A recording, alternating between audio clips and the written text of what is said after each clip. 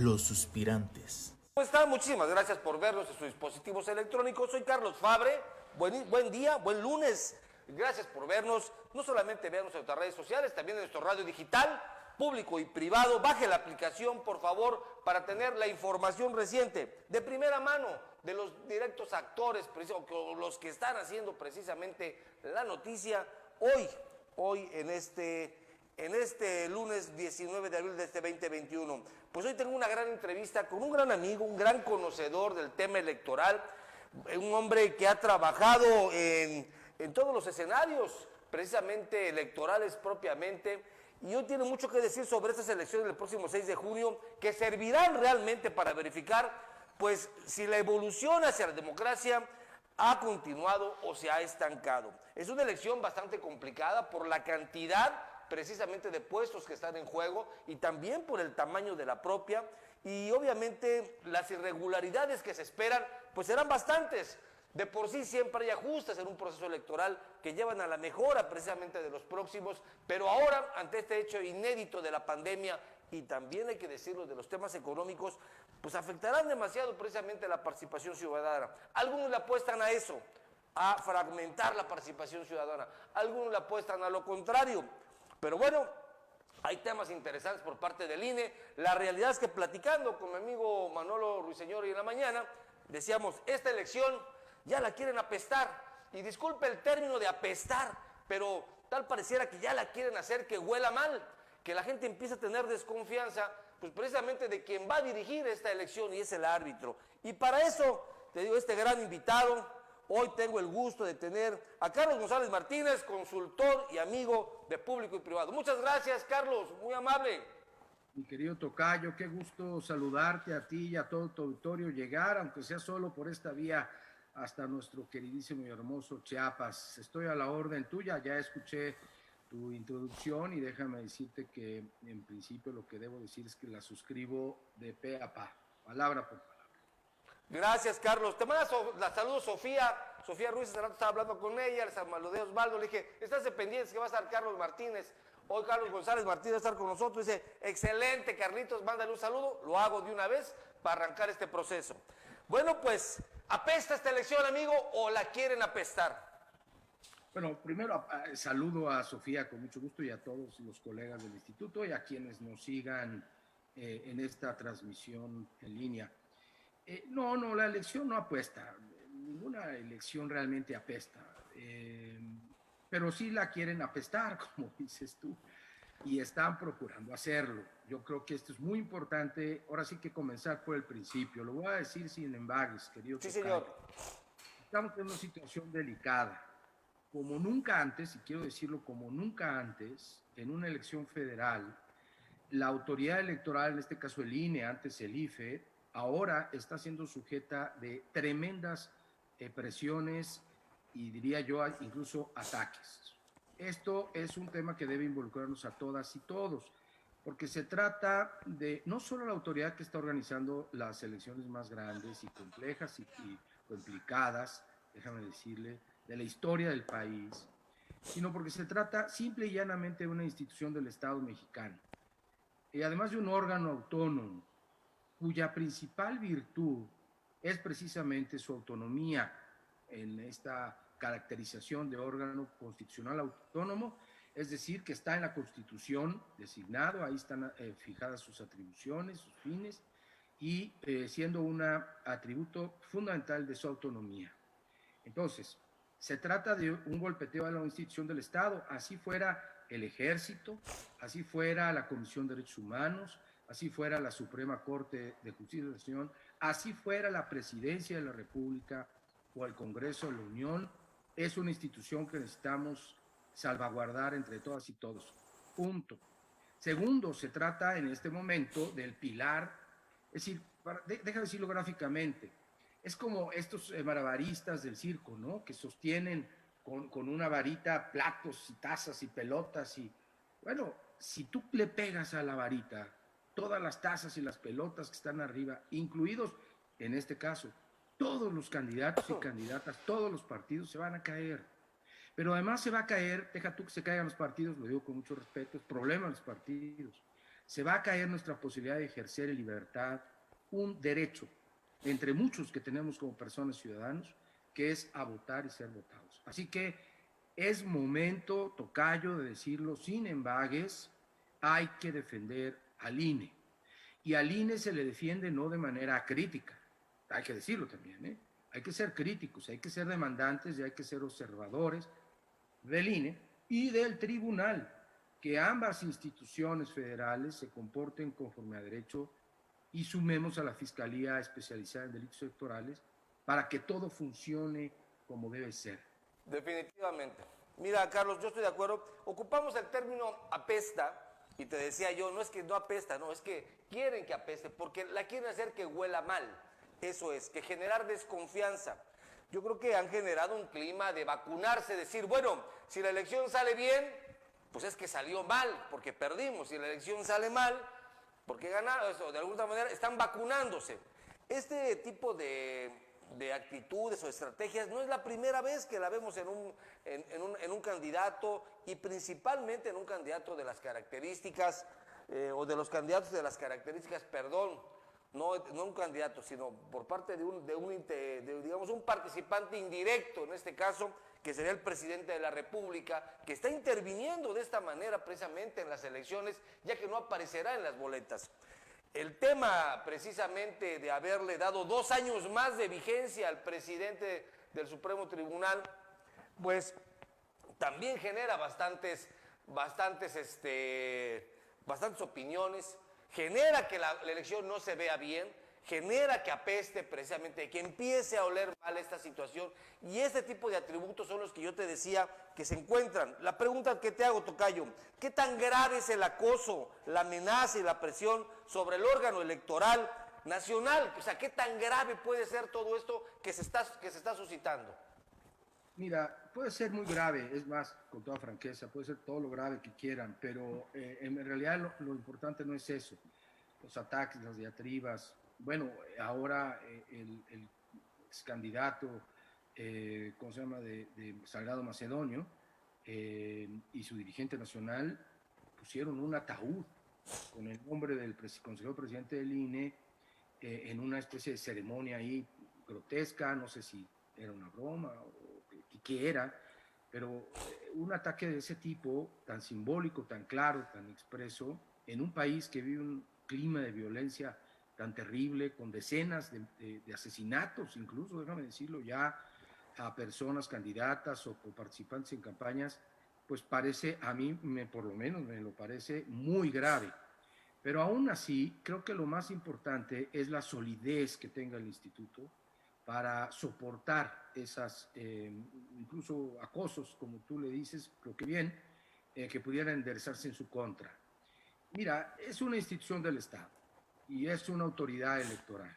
No, o sea, no están en un lecho de rosas, ni lo han estado nunca las autoridades electorales. Yo fui presidente del Consejo Local del IFE en Michoacán para las elecciones del 2000 y 2003, y puedo decirte que también, claro, toda proporción guardada, pues se reciben siempre presiones que no necesariamente tienen, digamos, una petición expresa, concreta que le acompañe, pero sí la expresión más bien política de atender distintos intereses, ¿no? Entre otros, el de lanzar a tus seguidores un mensaje pues, de combate, de energía, yo qué sé. Entonces, mira, está bien, pero lo importante es la solidez institucional. Lo importante es que las y los consejeros se mantengan unidos, aún en sus diferencias, que es apreciable. Si no, entonces, ¿para qué queremos 11 personas distintas? ¿Para que piensen igual todo el tiempo? Mejor nos quedamos con una sola, ¿no? No, en todas sus diferencias. Mira, cuando esto del plantón de Salgado Macedonio, y también, por cierto, Raúl Morón de Michoacán y otros gentes de sus militancias, todos los consejeros, las consejeras, cuando conocieron la decisión del tribunal que les pidió revisar su decisión, aun cuando dijo que estaba bien tomada, todos, sin excepción, los 11, las y los 11, todas rechazaron el clima de hostigamiento que estaba sufriendo el instituto. Eso es una muestra mucho más importante que cualquier alaraca o manoteo simbólico o real. Eso es a mí lo que me interesaría más y por eso creo que hay que estar en torno al INE, insisto, no de manera crítica, de manera crítica, pero entendiendo que es una institución del Estado y que el Estado somos nosotros y que a nosotros nos corresponde, por tanto, velarla. Y déjame nada más terminar insistiendo en esto. Hay que tener la mira y el ánimo puesto en la defensa del INE, insisto, no acrítico, pero también del tribunal. Claro. Ahora hay que estar atentos de lo que va a decir, atentas de lo que va a decir el tribunal. Ya no podría el tribunal regresarle la pelotita, como se dice coloquialmente, al INE. O el tribunal, digamos, confirma la decisión del INE de que por todas las consideraciones que se han hecho, en este caso concreto, ¿no? Estos dos registros no se pueden otorgar porque no cumplieron con la norma para tener ese registro, o decide otorgar el registro, porque puede hacerlo en plena jurisdicción, pero ya no puede seguir abonando este clima de incertidumbre que está haciendo en efecto que las cosas empiecen a descomponerse. Hay que ser honestos, el INE no ha sido una institución totalmente, pues digamos, clara o transparente o la mejor institución autónoma que hayamos tenido. Hay que decirlo también. Hay muchas cosas que mejorar. Muchos mexicanos preguntamos sobre el exceso precisamente de los costos que tienen estas instituciones, los OPLES entre ellos también, de que deban existir o no, porque pues se ocupan solamente cada 3 años o cada 6 años, precisamente dependiendo en algunos estados. Pero entendemos que la democracia puede ser tan cara o tan barata como la podamos ver. Hay muchas cosas que ajustar en esas instituciones, pero tampoco podemos seguir descalificando y borrando instituciones en el país. Creo que ese también es un grave o gravísimo error. La pregunta que continúo preguntándote es, ¿quién sale ganando de un INE debilitado, de un INE amenazado? ¿Quién gana en esto? Bueno, déjame ir por esta pregunta y luego me voy a los otros dos comentarios. ¿Quién sale ganando? Nadie. Así. Y te voy a decir algo, voy a usar una palabra fuerte, pero que está en nuestro español y está muy estudiada. Es un acto estúpido, es una estupidez. Y voy a decir por qué. Hay un filósofo italiano, luego te paso el nombre, Scipione, creo que es apellida, que tiene un texto maravilloso, te lo voy a compartir para que lo compartamos con el auditorio, que se llama Las leyes de la estupidez humana. Y entonces, no me voy a detener en el texto, él dice que hay gente, digamos, hace un cuadrante de las decisiones, donde tus propias decisiones te pueden beneficiar o perjudicar, y a ti, y al mismo tiempo beneficiar o perjudicar a los demás. En un extremo está quien toma decisiones que le benefician a uno y benefician a los demás. Esa es, digamos, la gente proactiva en una sociedad. En el otro extremo, precisamente opuesto, está aquellas personas que toman decisiones que les dañan a las propias personas y dañan a las demás personas. Esas son, de acuerdo con este filósofo, las decisiones estúpidas. Y eso es lo que estamos viviendo en este momento. Dañar al INE no beneficia a nadie, ni siquiera a sus detractores, y menos si los detractores están compitiendo en una contienda electoral donde el árbitro es justamente, INE es justamente la autoridad que arbitra estos procesos. Es otra vez, es estar sentado sobre una silla, que es la estabilidad política, las instituciones, leyes, y cortarle una pata. Sí, vas a lastimar la la silla, la vas a romper, ¿ya? Pero te vas a caer. Entonces, no parece ser una decisión muy buena. No beneficia a nadie. Políticamente quizá haya gente que quiera sacar conclusiones, pero al final no beneficia a nadie. Y después déjame hacer un comentario sobre esto que tú expresabas enmarcando tu pregunta. Uno, cuando hablabas del INE, que no es precisamente la mejor institución, hombre, claro que no. Todas las instituciones, las creaciones humanas tienen sus asegúnes, ¿no? El IFE antes tuvo momentos de gloria, luego momentos de incertidumbre, etc. Me recordaste a Winston Churchill cuando hablaba de la democracia, ¿no? Que decía Churchill, la democracia es el peor sistema que se ha inventado, exceptuando todos los demás. Entonces, mira, quizá el INE es la peor institución electoral que hemos tenido en el país, no lo creo, pero suponiendo sin conceder, como dicen los abogados, excepto todas las demás instituciones electorales que teníamos, y esa es la verdad. Así que, bueno, pues es nuestra institución. ¿Que es cara? Sí, es cara. No, pero no es cara, no es caro el INE. A ver, no es cara la democracia electoral. La democracia electoral, querido amigo, permite que la gente vote en otros países con su licencia, con la foto de la escuela, simplemente anunciando unas semanas antes que va a votar en tal sitio. Y vota, no vota en boletas tan caras como las nuestras.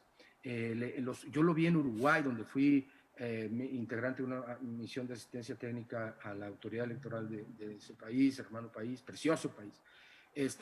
Los partidos te dan volantes durante las campañas con sus listas, y ese volante es el que tú llevas a la casilla, y si no, ahí están otros, y lo pones en la urna.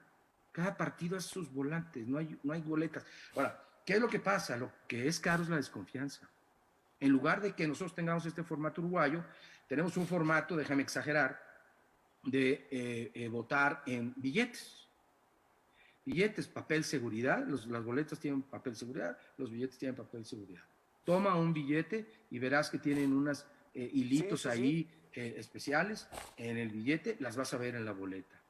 Ves el billete y hay imágenes de sello de agua que solo se ve a contraluz, lo vas a ver en la boleta. Hay otras que no se ven, excepto solo cuando pasas el billete por una luz neón o negra, lo vas a ver en la boleta también. Carambas, ahora sí que ni Obama diría el clásico, ¿no? Ni Rico Mapato vota en eso. Eso es carísimo, querido. Eso es lo que hace caro a la selección. Es un sistema de inseguridad electoral, ¿no? Sí, pero claro, la burra no era arisca, ¿no? Se hacían tantas trampas que ahora pensamos que con estas cosas tan costosas la forma es necesaria. Ahora, termino. Los institutos electorales locales, porque OPLEP solo, bueno, así lo denomina genéricamente la Constitución, pero solo el de Veracruz se llama OPLES. Ahí en Chiapas tiene un instituto de elecciones y participación ciudadana. Con todo respeto, Tocayo, no es cierto que solo trabajen cada 3 años. Los institutos electorales locales trabajan permanentemente. Voy a poner solo un ejemplo que me tocó ver de cerca en el caso de Chiapas. Por cierto, saludos a Sofía y a mi querido Osvaldo Chacón, presidente. Ellos tienen un programa de educación cívica para niños y niñas, la ludoteca se llama, bajo un principio básico, querido. Si no hay demócratas, no hay democracia. Puedes convocar cada 3 años y lo que va a ocurrir son todas estas trampas y malhechueras que estamos viendo, que tú has señalado desde el principio del programa.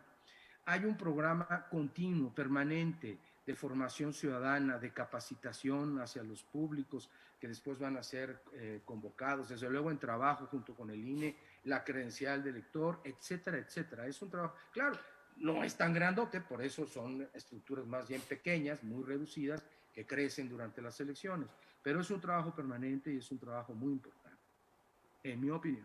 Bueno, adelante, Teo, pero yo te dije no la opinión de Carlos Fabre, estoy dando la opinión de lo que opina la ciudadanía. Dice, es un órgano, es una estructura demasiado grande en el país que puede ser reconfigurada. De hecho, hoy dice John Ackerman, hoy saca un texto donde dice, es falso que el INE haya estado siempre a la vanguardia en la lucha por las elecciones libres y auténticas.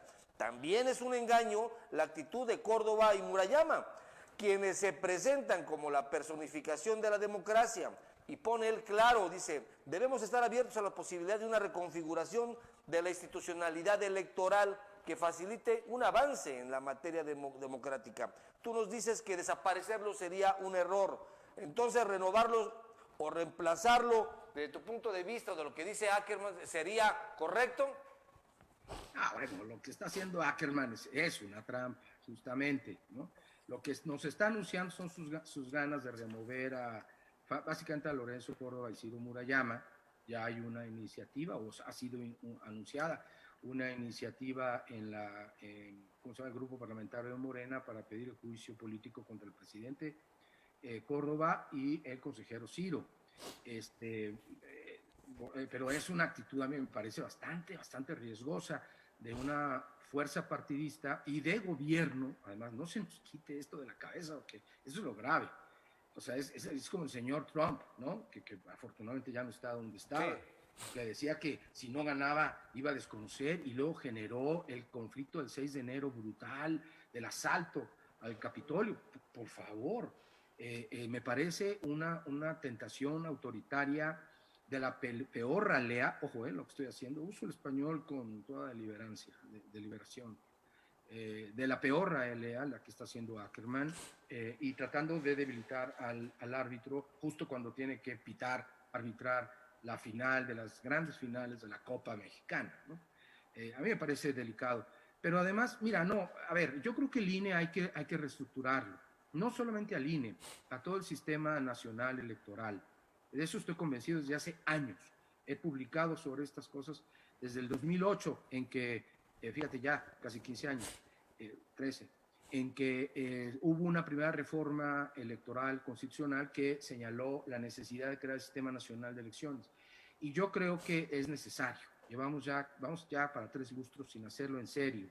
La reforma del 2014 solo enredó las cosas, pero no aclaró ni puso un sistema realmente. Déjame decirlo en una nuez. Lo que tenemos es un régimen de redundancia todavía. Efectivamente, 32 institutos electorales locales y uno nacional que hacen casi lo mismo, y a veces atropelladamente, por ahora que el INE se mete hasta en las casillas, ¿no? Son pruebas y errores, pero también 32 tribunales locales y un tribunal federal con 5 salas regionales, una especializada, una central. No hay 32 fiscalías especializadas, pero casi, por lo menos ministerios públicos. Yo estoy ahora preparando un texto para un libro de la Fiscalía de Nuevo León, que coordina mi querido César Astudillo, por cierto, chapaneco, ilustre, experto electoral como el que más.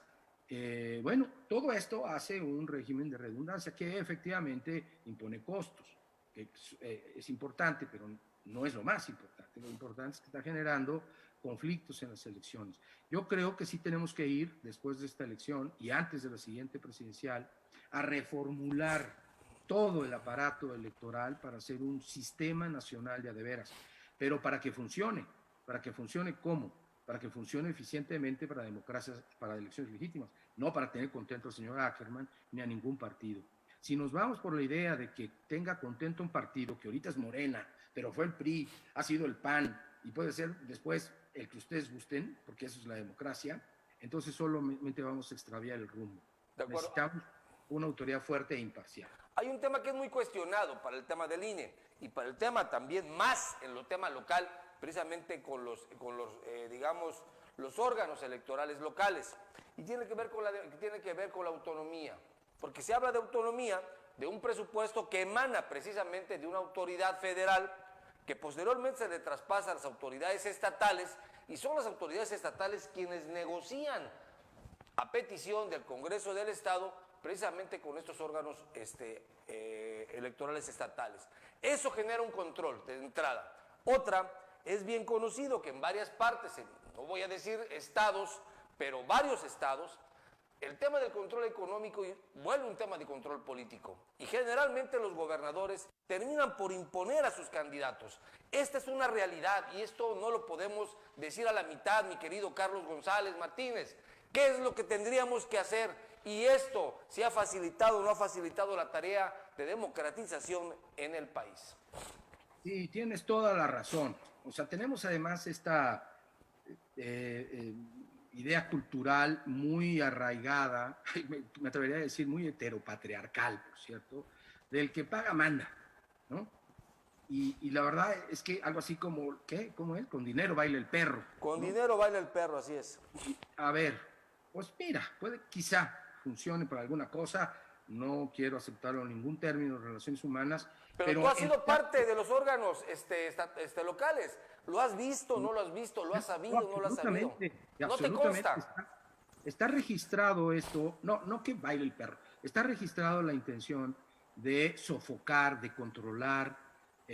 Mira, a veces casi, ahora sí como diría la cantante aquella con José, casi sin querer, para casi asfixiar a las autoridades electorales, más a veces por ignorancia que por una mala fe real. Y quiero decir esto, hay varios casos, no quiero equivocarme, pero si no estoy mal, en Nayarit, donde hubo que provocar una reacción nacional para que el Congreso del Estado le diera el dinero que el Congreso del Estado, perdón, que el gobierno del Estado le diera el dinero que el Congreso del Estado había aprobado para financiar la elección, pagando el costo de la elección al instituto, financiando el costo de la elección al instituto electoral. Bueno, simple y sencillamente no se lo querían dar. Es absurdo. ¿Cómo lo haces? Estaba conversando la otra vez con algunos amigos, colegas, que me decían, en Tlaxcala ya se hace desde hace tiempo y se estaba teniendo que hacer en otros lugares, por ejemplo, creo que en Durango, no me hagan caso, por favor, luego checamos el dato, pero que la autoridad electoral ya no, como le habían recortado el dinero por esta idea espantosa, irresponsable de sofocar a la autoridad electoral, no podían contratar las bodegas para guardar las boletas. Imagínate, y que iban a tener que hacerlo en las escuelas. Imagínate el riesgo que eso supone. ¿Qué tal que el sindicato dice, pues no abrimos la escuela? Claro. ¿O qué tal que dice, no, pues sí, pero vino el conserje y le abrió a unos señores que dijeron que venían por las boletas y ya se la llevaron? Bueno, claro, estará el ejército, pero qué irresponsabilidad, amigo. No, yo creo que, pero además déjame decirte algo, no deberíamos estar discutiendo estas cosas. Tú mismo lo dices, es un órgano autónomo. Bueno, claro, es un órgano autónomo público y todos los órganos autónomos públicos reciben presupuesto público que se extrae de lo que aportamos con los impuestos. Ya sabemos, además de muchas remesas y muchas otras cosas, se constituye la hacienda pública. Pero eso no quiere decir que tengan que obedecer las órdenes de nadie, porque el propio gobierno, y déjame que lo diga así con claridad, el propio gobierno recibe dinero de esa hacienda pública, no es dinero del gobierno. A ver, entendamos ese punto. Es gobierno, si quieren ustedes, del Estado o de la nación, para decirlo de una manera más rimbombante, pero no es del gobierno, de ningunos gobiernos, ni siquiera de los gobiernos estatales. Tenemos una visión predemocrática, casi feudal, y quienes la quieren ejercer así manifiestan una cultura política absolutamente precaria en términos democráticos y de respeto a la constitucional. Es que el tema ya tiene otros andamiajes, que también es un tema de hoy, de este sexenio. El tema precisamente de la división de poderes, ¿no? Obedece un Congreso del Estado precisamente instrucciones directas de un gobernador y de esa manera, digamos, contraen la actividad precisamente de los órganos locales electorales. Es algo que sucede, es algo que se conoce, pero que se dice poco y también se evidencia poco, también hay que decirlo. Pero bueno, ese es el México que nos toca vivir, esos son los procesos que nos tocan vivir con todos estos asegúnes.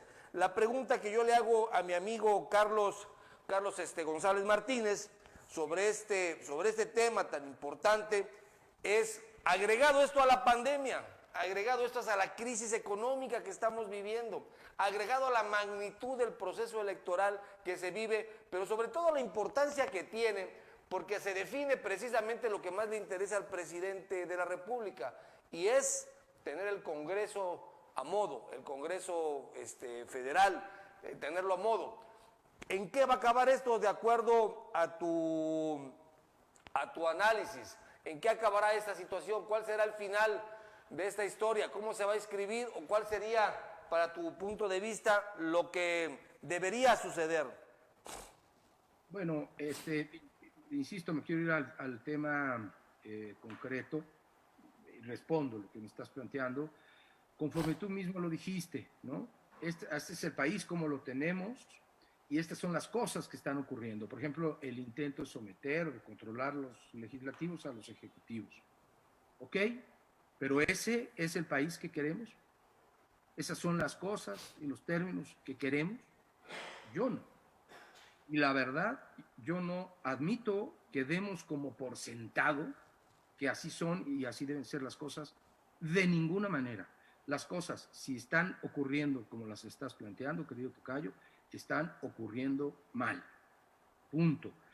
La división de poderes no es una entelequia ideológica académica, es un resorte elemental para vivir en convivencia sana las y los mexicanos que tenemos diferencias, que tenemos aspiraciones, que tenemos problemas, todo lo que quieras, pero que tenemos instituciones. Y ahora sí que el tema de la plática de este día ha sido las instituciones, el Estado, la democracia, la ciudadanía, ¿no? Entonces, eso es lo que habría que preguntarnos.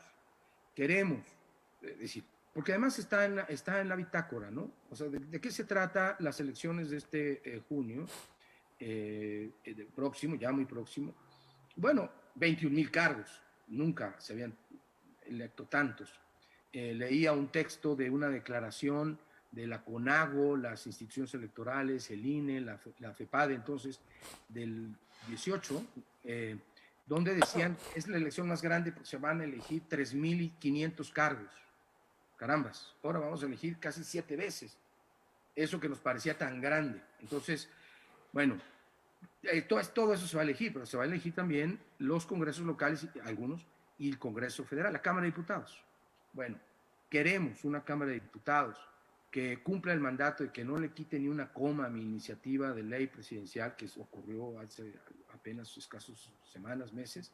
Eso es lo que queremos, pues entonces votemos para darle a un partido a Morena, para decirlo claramente, y sus partidos aliados, la mayoría suficiente para hacerlo. Si no lo queremos algo más balanceado, bueno, pues votemos por Morena, pero también por las otras opciones, de manera que se balancee. De plano, preferimos un esquema donde el Congreso pueda hacer un contrapeso del legislativo, entonces votemos por las otras partidos, alianzas. Esto es democracia, querido, esto es democracia, pero ojo, porque la democracia también se puede destruir con métodos democráticos. Ese es el problema que tenemos hoy en México. De acuerdo. Lo que debería estar ocurriendo es que, bueno, pues hoy un partido gana y después gana el otro y luego el otro. En fin, pues así es. No tendría que angustiarnos. Nosotros trasladamos, por eso también son tan caras nuestras elecciones, demasiados simbolismos y recursos a las elecciones. Pareciera que pasamos el fuego nuevo prehispánico, donde todo inicia de nuevo cada 52 años, a un fuego nuevo cada elección. Y no puede ser. Tenemos que ser. No debiésemos y no debiesen los actores políticos contribuir a esa especie de neurosis. Sí, señor. Entonces, ¿qué es lo que creo que está en juego? Pues la idea que tenemos del país que queremos. Y afortunadamente eso todavía lo podemos decidir cada uno, pero todos, todas, con nuestro voto. Ojo, todavía lo podemos decidir con nuestro voto. Se trata de que nunca deje de ser posible que todavía lo podamos decidir con nuestro voto. De eso se trata en última instancia. Y de generar, por lo tanto, una cultura de paz y de legalidad que permita que en todas las diferencias y todos los enconos se manifiesten y fluyan, porque eso es la democracia, pero que lo hagan de manera estable y para beneficio de todas y todos al final. De acuerdo, Carlos. La otra pregunta necesaria conforme a este programa, ¿el INE está dando la lucha por la democracia o el INE está haciendo solamente la parte que dice Andrés Manuel López Obrador que está haciendo, defendiendo la parte de los conservadores? No, el INE está haciendo su trabajo. Cuando el INE hace su trabajo, el INE defiende la democracia. ¿Por qué? Porque lo que ha hecho el IFE y ahora INE fue justo asentar lo que acabo de decir.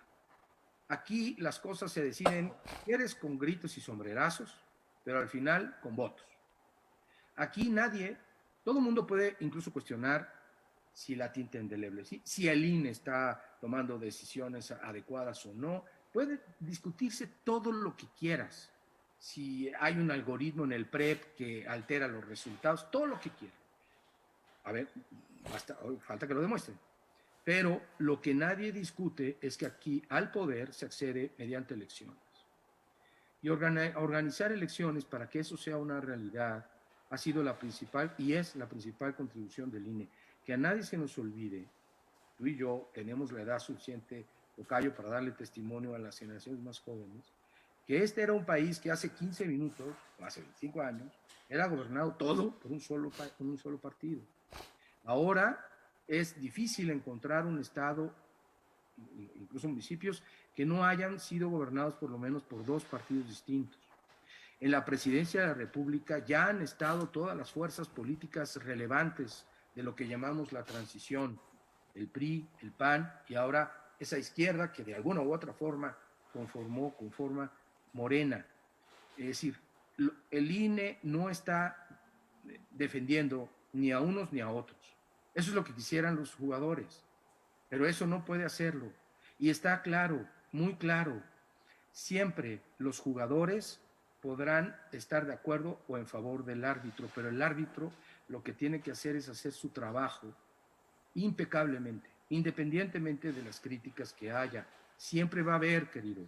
Nunca va a quedar alguien contento, así nada más porque sí, aunque termino esta respuesta, justamente, ¿cuál es una de las claves? No voy a decir la regla de oro de la democracia, que está muy choteado, una clave fundamental de la democracia, al menos la democracia electoral. Lo que antes llamábamos la aceptabilidad de la derrota, o lo que un amigo sueco habla a propósito de democracia directa como los happy losers, o sea, los perdedores felices. Sí, señor. Si no dices contentos.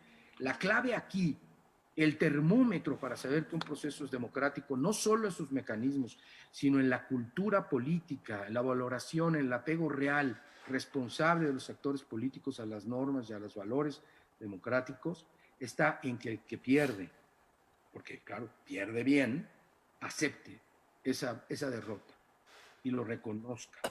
Ese es realmente el toque fino de la democracia. Y para llegar a eso pues, se necesitan muchas cosas. Claro. Una escalera grande y una chiquita, digamos.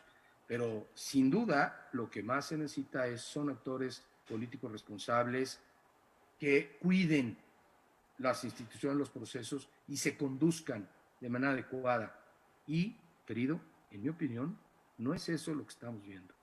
Por eso necesitamos, como sociedad, como ciudadanía, exigirle a la clase política una palabra clave: responsabilidad. Claro.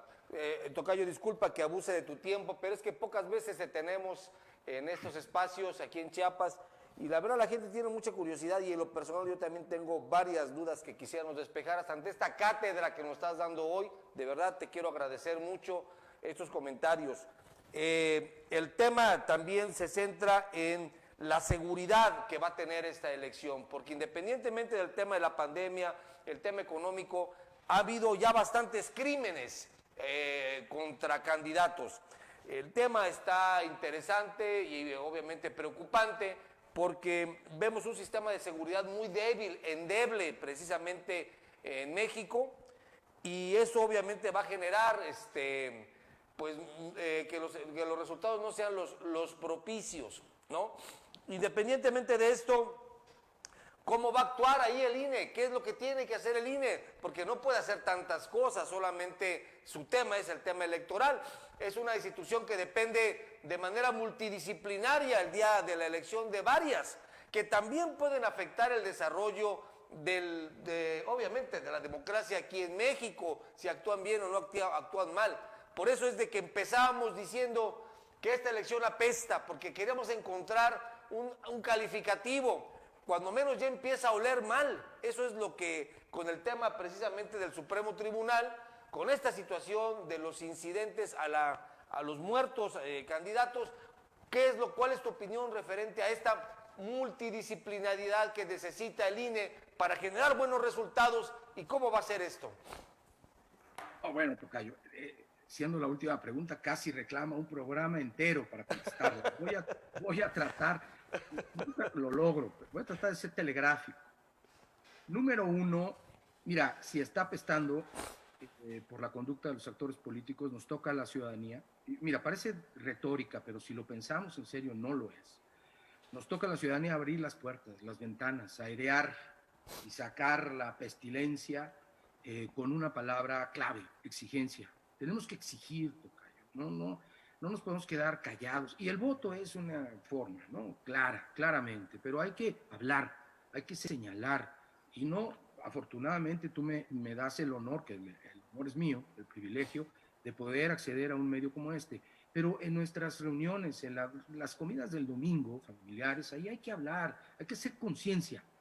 De eso se trata. Mira, déjame, no es un comercial, pero déjame compartir contigo y el auditorio. Yo formo parte de una organización ciudadana que se llama Nosotros, con X. Si lo googlean, van a encontrar la página, no me quiero detener. Nosotros tenemos una iniciativa que se llama La Campaña que Falta, hashtag La Campaña que Falta.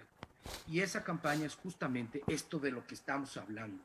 Hay muchas campañas que sobran, casi diría, porque están, usando los términos que tú comentaste, apestando, dañando la vida política, cívica de la República y de las personas, ¿no? Entonces hay que exigir, hay que meternos a generar otro tipo de políticas y generar, no ir por votos ni por cargos, eso está ya muy allá, sino por conciencias, por ganas, por convicciones, número uno. Número dos, ¿qué puede hacer el INE frente al tema de la seguridad? Déjame ponerlo en un contexto amplio.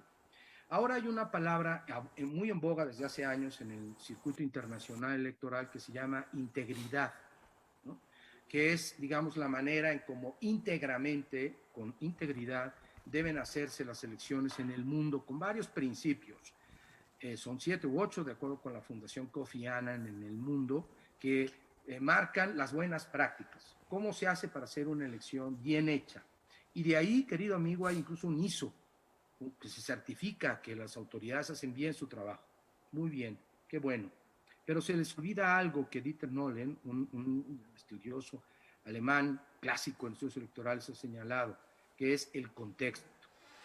Tú puedes ser la maquinita más perfecta de hacer elecciones, pero si no estás en un contexto adecuado, tus elecciones no salen bien.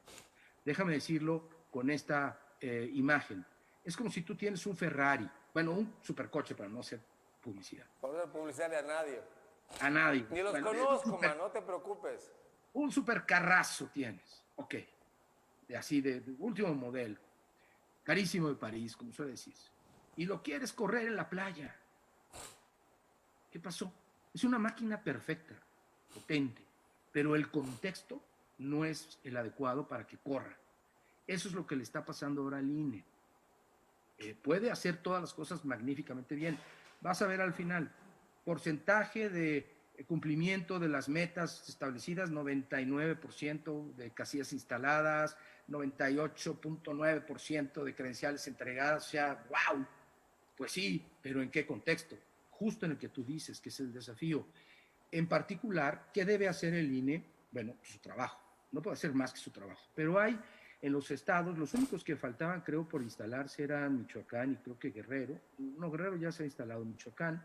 Hay unas mesas de seguridad, se llaman, donde concurren todas las autoridades, las federales, antes lo hacía el CISEN, ya no existe el CISEN, pues, supongo la Secretaría de Gobernación, la Procuraduría, el Ejército, la Marina, el INE, la autoridad local, para ir midiendo y conociendo los asuntos, los indicadores de seguridad y tomar medidas de precaución. El INE no puede perseguir, ni esperemos, a criminales, sí el Ejército, sí la Marina, sí las fuerzas de orden, de seguridad del Estado, y por eso es muy importante esa coordinación para poder desplegar esfuerzos concretos, cuidados específicos en zonas delicadas o de riesgo.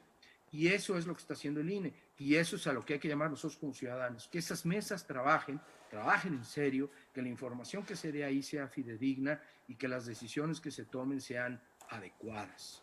Eso yo creo que es parte de lo que puede hacer el INE en ese contexto de querer correr su super maquinaria, ya no en la playa, sino en un fango terrible y muy malamente aromatizado, como dices tú. Muchas gracias, tocayo. Ojalá pudiese estar con nosotros próximamente.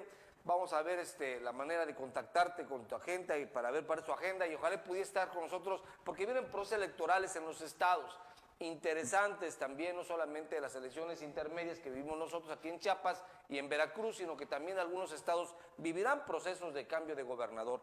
Y bueno, como es costumbre, ya lo conoces, estará con nosotros ahorita en la parte más importante de este programa, y que es el resumen, con nuestro amigo Manolo Ruiseñor, que tiene una difícil tarea hoy contigo, porque realmente hoy nos diste una cátedra precisamente en este programa y lo agradecemos mucho, ¿verdad? Así que trataremos de que sea lo más breve posible por el tiempo de nuestro amigo. Adelante, Manolo. Muchas gracias, maestro Carlos Fabre. Hoy en nuestro programa especial de lunes, nuestro director general tuvo como invitado a Carlos González Martínez, un consultor electoral para tratar el tema el INE y su lucha.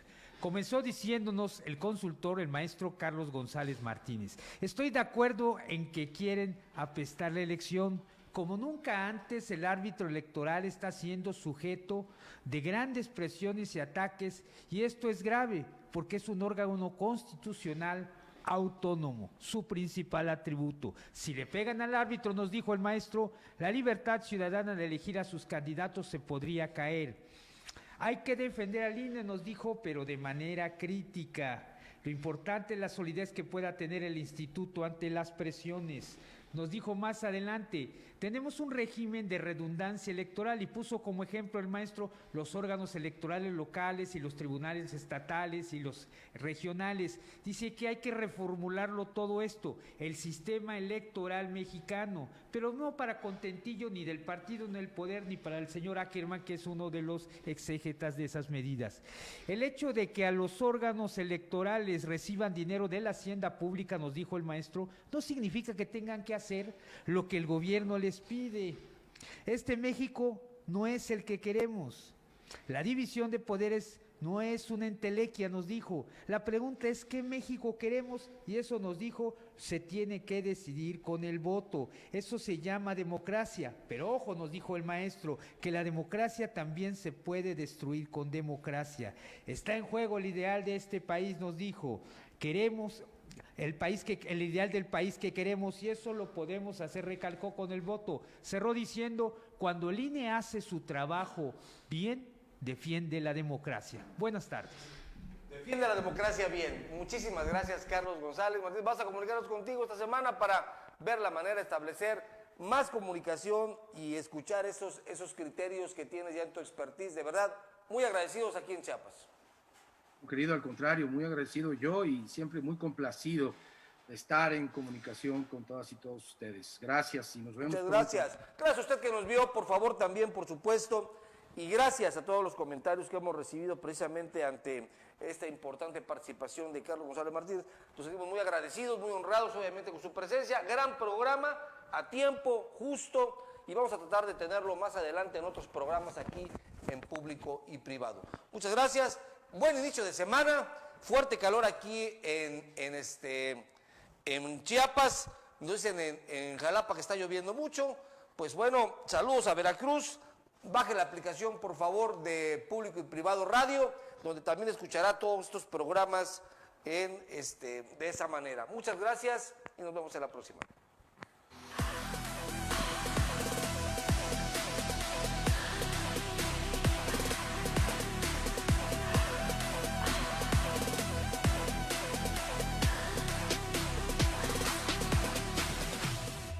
Los suspirantes.